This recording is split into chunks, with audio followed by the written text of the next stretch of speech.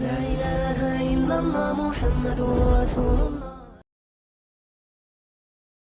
Bismillahir Rahmanir Rahim. Guys, you've learned so much. You nearly finished. Couple of more rules left, and that's it. Khuda Hafiz, Allah Hafiz. 2-3 rules left, and your Qaidah is done. This lesson is about mad. Okay, in the beginning, you learned madde asli rules. Okay, huruf mad rules. Very first rule. Okay, here madde, we are going to learn about madde munfasil, madde muttasil, and madde lazim. So mad basically means kinchna, stretching, elongating. So stretching something. What are we stretching? Are we stretching our leg or feet or our hands? What are we doing? We're stretching the sound. That's all we're doing. So if you look at the page 36 on Noorani Qaidah, it's got if after harf mad. What I do, I change that for the people, because I say if after madde asli. So I usually have a Tipex on me, because this is unless you use a Tipex, you can't get rid of it, or a pen, ball pen.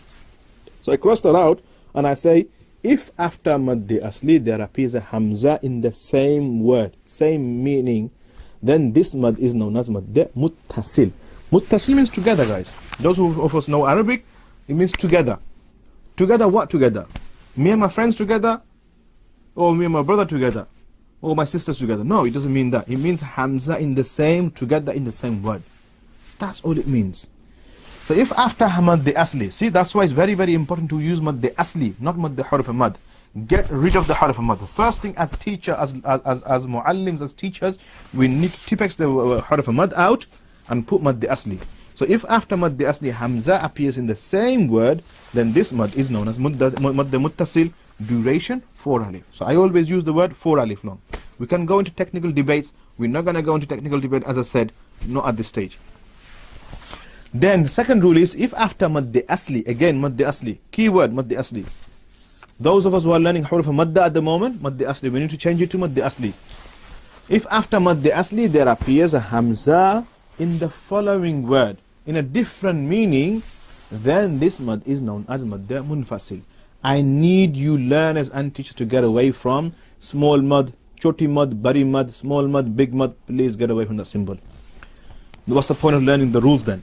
So, second rule is if after madde asli there appears a hamza in the following word, different word, then this mad is known as madde munfasil, duration 3 alif long. And the last one, if you look at the rule, if after madde asli there appears such a sakin or tajweed which cannot be separated from the letter of mad, then such mad is known as madde lazim, duration 3 or 2 alif long. In simple English, in basic language, if after madde asli there is a tajweed or a sakin, this mad is known as madde lazim. Simple. Very simplistic term, because if you move the tashdid or sakin, this mad is no longer mad, because you destroyed the word. If you chop me in half, I will no longer be teacher anymore, because I'll be dead. Just like that. So a mad which cannot be separated. That's why it's called a mad which cannot be separated. In simple rule, if after madde asli there is a tashdid or a sakin, this mad is known as madde lazim. Duration 5 alif long. That's it. Muttasil together after madde asli there is a hamza in the same word, duration 4 alif long, 4 seconds long. If after madde asli hamza in the following word, duration 3 alif long. If after madde asli there is a tashdid or a sakin, 5 alif long. How simple was that? Let's do some practical application. Jaa,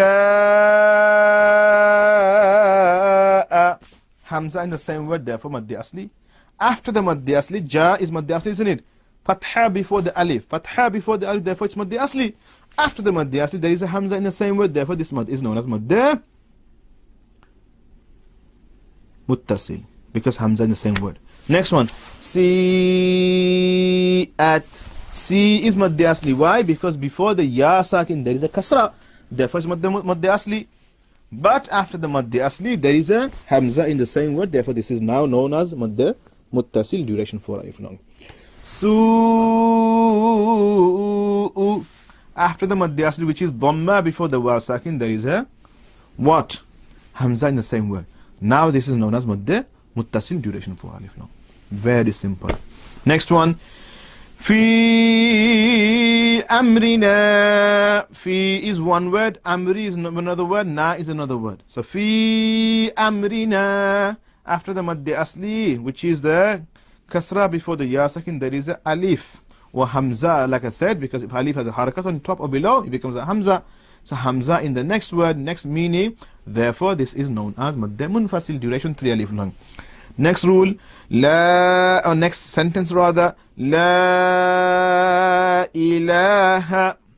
La is madda asli, but no longer madda asli. Why? Because there is a hamza in the following word, therefore this is now known as madda munfasil, duration 3 alif long. How easy is that? Next one. Right at the bottom, third line, first sentence. Al-ana.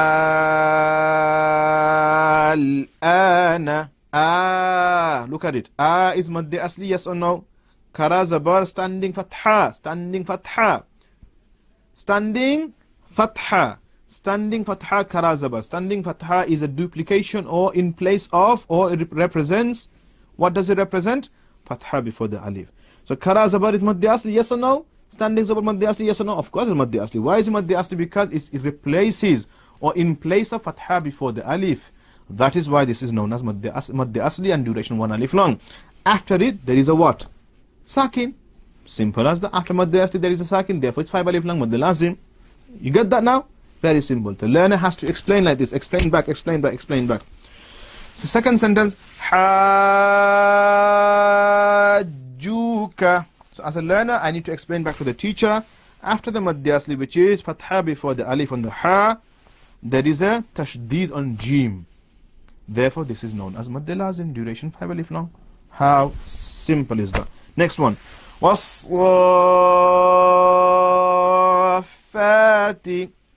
As a learner, I need to explain back to my teacher. Sa, standing fatha, kara zabar. Okay, it's madda asli. So what happens? After madda asli, there is a tashdid on fa, and therefore this will be known as madda lazim, duration 5 alif long. Okay, in fact, I'm going to go one more sentence. On page 37, if you go to last sentence, so page 37, last sentence. وَإِذَا رَأَوْهُمْ قَالُوا إِنَّ هَؤُلَاءِ لَضَالُّونَ.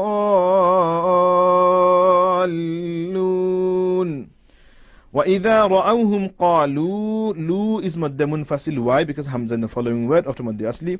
Innaha, ha is madda munfasil also. Why? Because ha and wa, same sentence, hamza in the same sentence. Keyword was different meaning.